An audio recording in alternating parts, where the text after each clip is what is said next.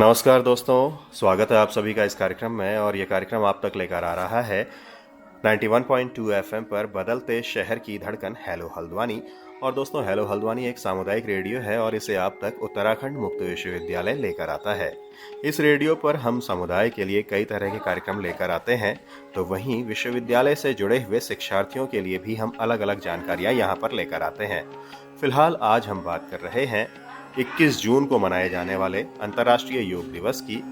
तो अंतर्राष्ट्रीय योग दिवस जो 21 जून को हर साल मनाया जाता है, ये क्यों मनाया जाता है और कब से इसकी शुरुआत हुई, और इस विषय को लेकर के यानी कि योग विषय को लेकर के अगर कोई शिक्षार्थी अपना प्रशिक्षण ले रहा है, अपना पाठ्यक्रम ले रहा है, तो उसके लिए भविष्य की क्या संभावनाएं हो सकती हैं, कैसे वो अपना कैरियर इसमें बना सकता है, इस बारे में आज हम बात करेंगे।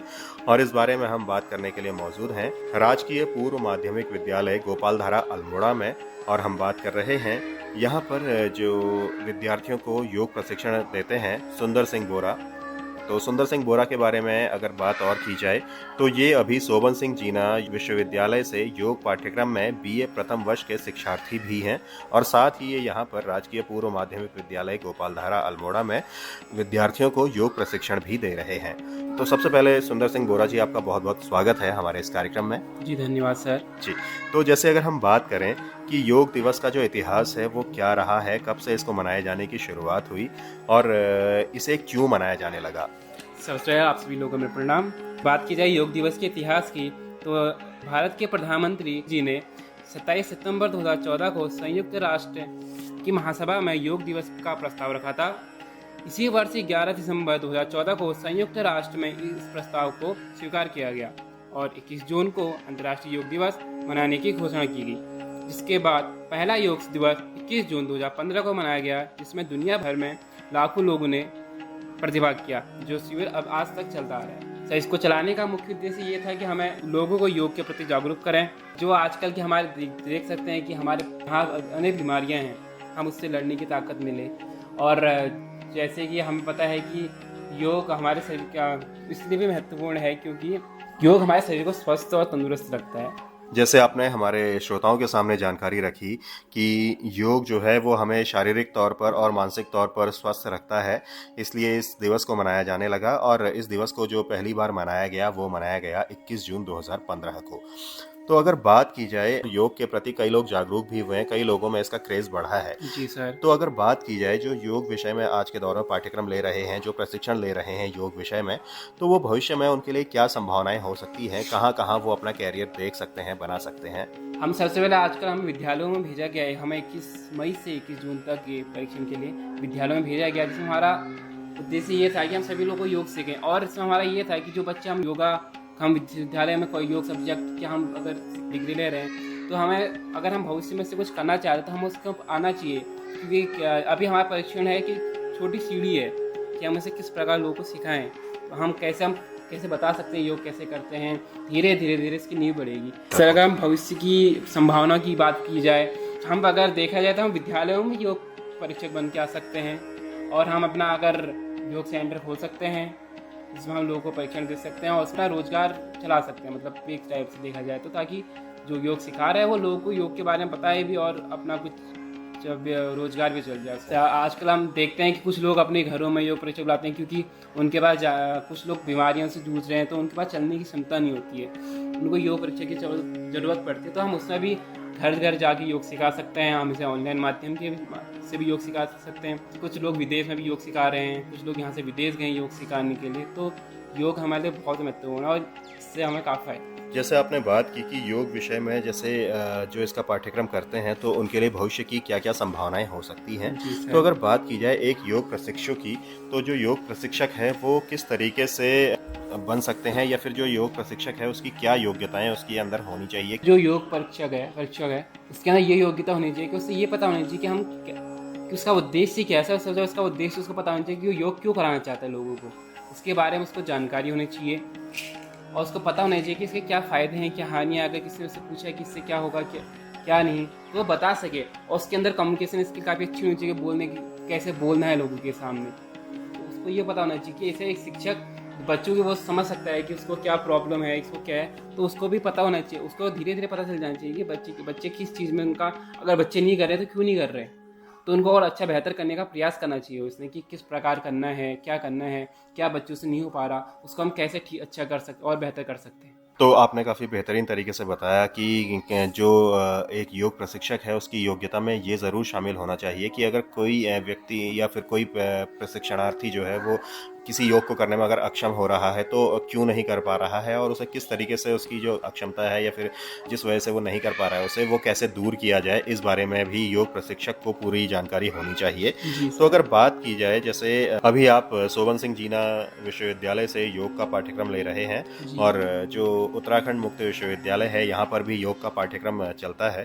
तो अगर जी बात करते हैं कि योग को लेकर के या फिर योग दिवस को लेकर के इस बार जो आपका विश्वविद्यालय है सोबन सिंह जीना विश्वविद्यालय, तो यहाँ पर क्या कुछ कार्यक्रम चल रहे हैं और इसके अलावा क्या कुछ आप लोगों की जो पहल है इसमें इस दौरान में की जा रही है?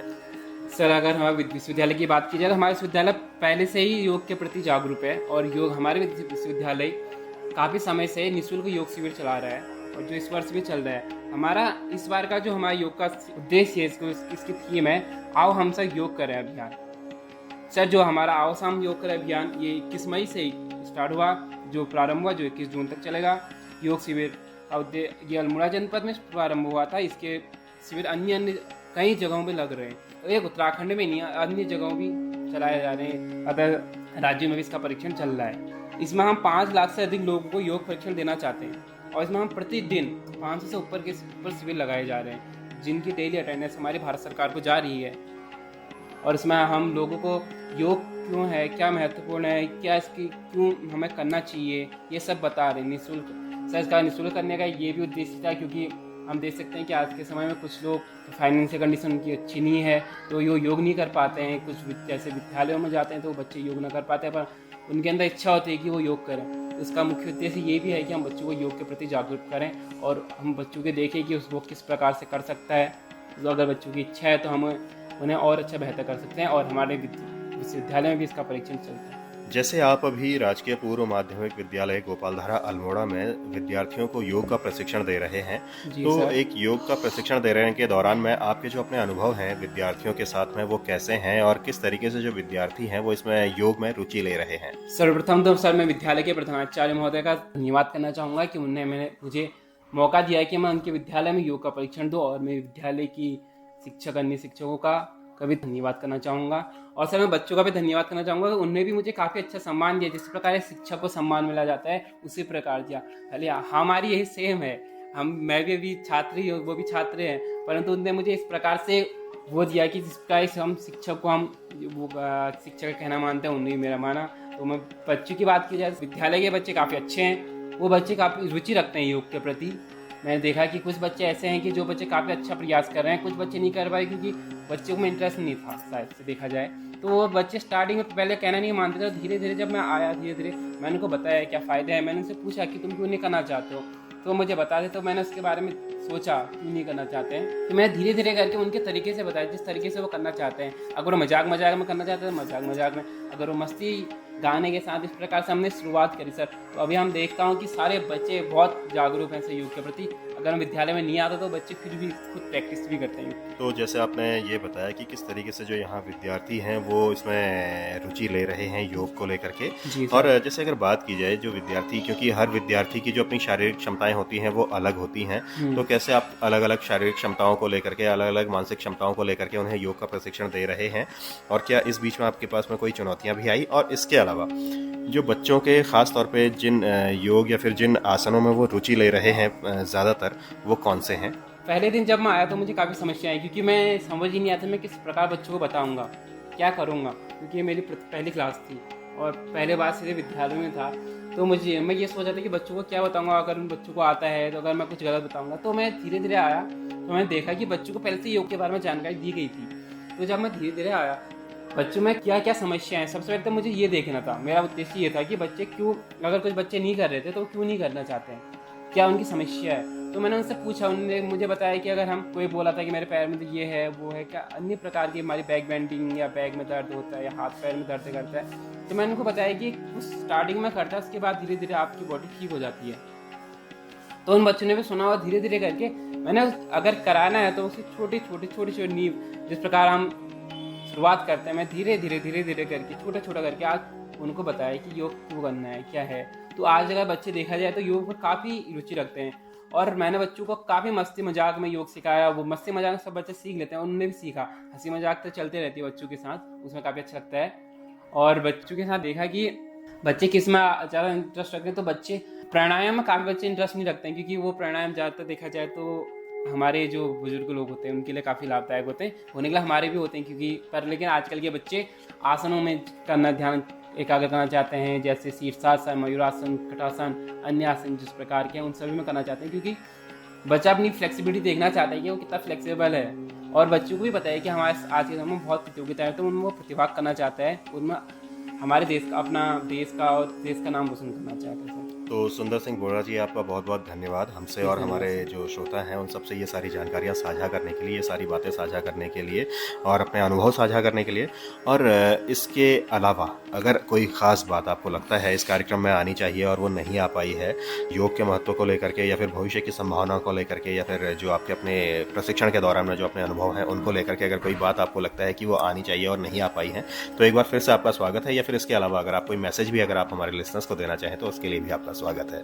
तो सबसे पहले तो मैं ये कहना चाहूँगा कि योग हमारे शरीर के बहुत अति आवश्यक है। जिस प्रकार हमें जीने के लिए भोजन की आवश्यकता होती है, उस प्रकार हमें योग भी बहुत आवश्यक है।